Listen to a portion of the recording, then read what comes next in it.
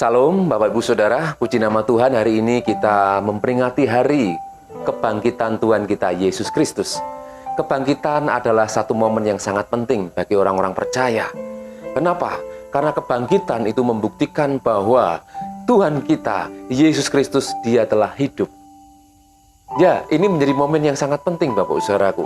Ketika Yesus bangkit, kita sebagai orang-orang yang percaya kepadanya tentunya bersuka cita.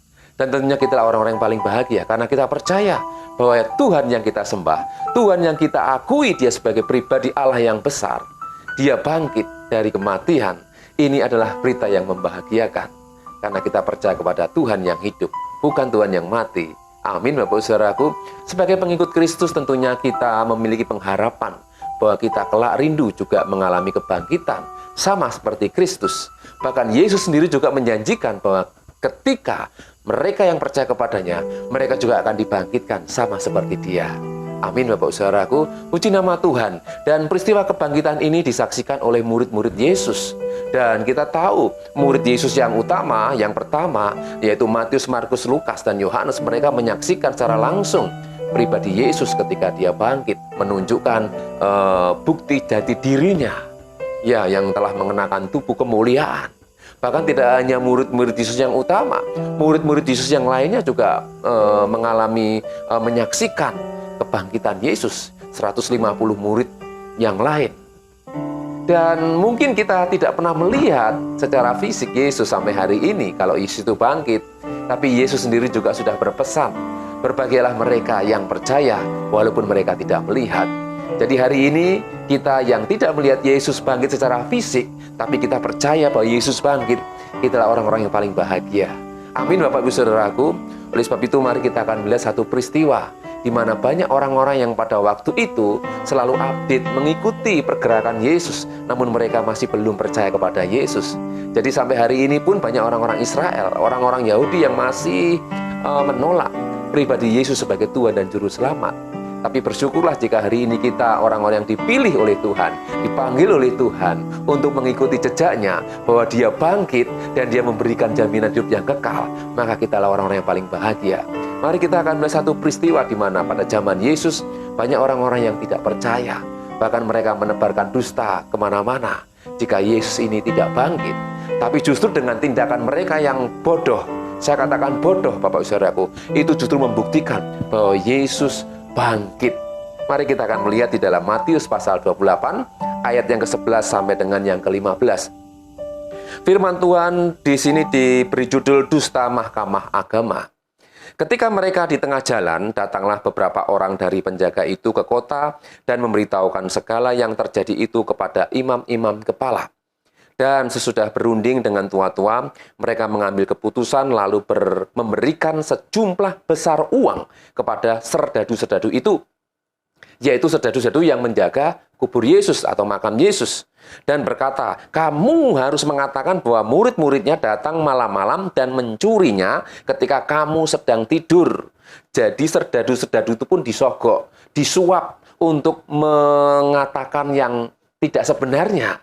Jadi pada zaman Yesus itu pun, Bapak Saudaraku, ada orang-orang yang memang saya katakan sebagai pegawai-pegawai lah ya, karena prajurit itu pegawai, itu juga ada yang sudah menerima suap, mau menerima suap untuk mengatakan sesuatu yang tidak benar. Ya, kemudian dikatakan, dan apabila hal ini kedengaran oleh wali negeri, kami akan berbicara dengan dia sehingga kamu tidak beroleh kesulitan apa-apa. Mereka menerima uang itu dan berbuat seperti yang dipesankan kepada mereka. Dan cerita ini tersiar di antara orang Yahudi sampai sekarang ini. Bapak Ibu Saudaraku, peristiwa ini yang seringkali kita lupa, bahwa pada waktu Yesus bangkit, masih ada saja orang-orang yang tidak suka.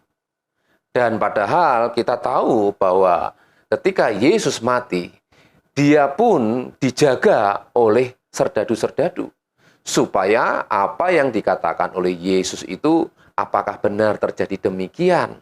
Namun sejarah membuktikan bahwa Yesus telah bangkit. Dan malaikat Tuhan sendiri yang berjaga ketika murid-muridnya datang mencari. Malaikat Tuhan berkata bahwa Dia sudah bangkit. Dia telah bangkit. Tapi dalam peristiwa ini Bapak Saudaraku, mari kita akan melihat bahwa dusta mahkamah agama ini sangat berlebihan. Namun justru yang mereka lakukan itu membuktikan bahwa Yesus yang dijaga oleh serdadu yang dibayar oleh mereka sendiri, itu justru membuktikan bahwa Yesus telah bangkit. Dan melalui renungan kali ini saya hanya ingin menyampaikan bahwa penolakan tentang kebangkitan Yesus Kristus sudah terjadi sejak awal Yesus menyatakan dirinya bangkit dari kematian. Jadi Bapak Ibu Saudaraku, kita adalah orang-orang yang paling bersyukur. Kenapa? Karena sekali lagi walaupun kita tidak melihat, namun kita percaya Yesus berkata berbahagialah. Amin Bapak Ibu Saudaraku. Dan kita akan melihat satu dasar firman Tuhan yang juga menguatkan kita di dalam 1 Korintus pasal yang ke-15 ayat yang ke-14 sampai yang ke-20. Kita akan baca ayat ini. Firman Tuhan berkata, tetapi andai kata Kristus tidak dibangkitkan, maka sia-sialah pemberitaan kami dan sia-sialah juga kepercayaan kamu. Jelas ayat ini mengingatkan kepada kita. Lebih daripada itu kami ternyata berdusta terhadap Allah. Ini disampaikan oleh Rasul Paulus. Ya, karena tentang dia kami katakan bahwa ia telah membangkitkan Kristus, padahal ia tidak membangkitkannya. Kalau andai kata benar bahwa orang mati tidak dibangkitkan. Ya, ayat yang ke-16. Sebab jika benar orang mati tidak dibangkitkan, maka Kristus juga tidak dibangkitkan. Dan jika Kristus tidak dibangkitkan, maka sia-sialah kepercayaan kamu, dan kamu masih hidup di dalam dosamu. Ayat 18, demikianlah binasa juga orang-orang yang mati dalam Kristus. Jikalau kita hanya dalam hidup ini saja menaruh pengharapan pada Kristus, maka kita adalah orang-orang yang paling malang dari segala manusia. Ayat yang ke-20, tetapi yang benar ialah bahwa Kristus telah dibangkitkan dari antara orang mati, sebagai yang sulung dari orang-orang yang telah meninggal. Luar biasa, Bapak Saudaraku. Rasul Paulus melalui suratnya kepada jemaat di Korintus memberikan satu penjelasan, satu ketegasan bahwa kebangkitan itu ada. Dan Yesus Kristus dia memang bangkit, dan ini menjadi jaminan bagi para pengikutnya, yaitu kita orang-orang yang percaya kepadanya.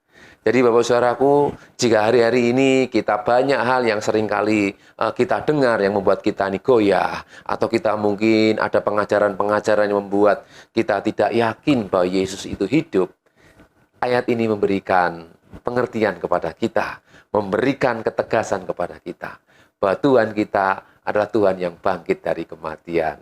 Oleh sebab itu jangan tawar hati, jangan takut, jangan khawatir, jangan gelisah hatimu. Namun kita semakin percaya bahwa dia memberikan jaminan, yaitu hidup yang kekal bagi mereka yang percaya kepadanya. Amin Bapak Saudaraku, mari kita sambut kebangkitan Tuhan kita Yesus Kristus dengan kebangkitan iman kita. Semakin percaya bahwa hidup kita sudah dijamin oleh Tuhan, karena Tuhan kita bangkit dari kematian. Amin. Mari kita akan berdoa. Bapa di surga, terima kasih hari ini kami sudah mendengar firman-Mu. Kuduskanlah firman-Mu dalam hidup kami, karena kami percaya bahwa yang kami sembah, yang kami akui sebagai pribadi Tuhan, Engkau, Yesus Kristus, telah bangkit dari kematian. Dan inilah yang menjadikan kuasa gelap, kuasa-kuasa iblis menjadi takut dan gentar, sebab Engkau Tuhan yang bangkit dari kematian.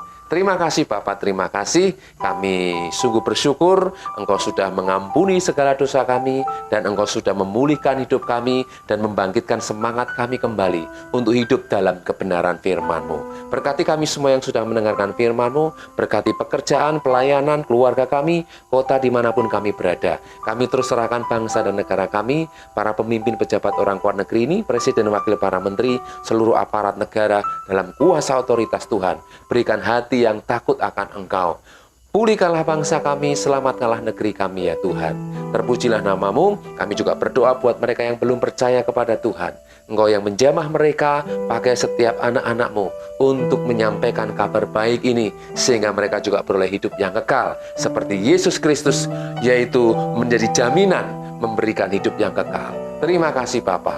Kami serahkan doa kami, hidup kami sepanjang hari ini, kiranya damai sejahtera Tuhan melimpah-limpah atas kami. Dalam nama Yesus kita yang percaya, katakan bersama, amin. Tuhan Yesus memberkati.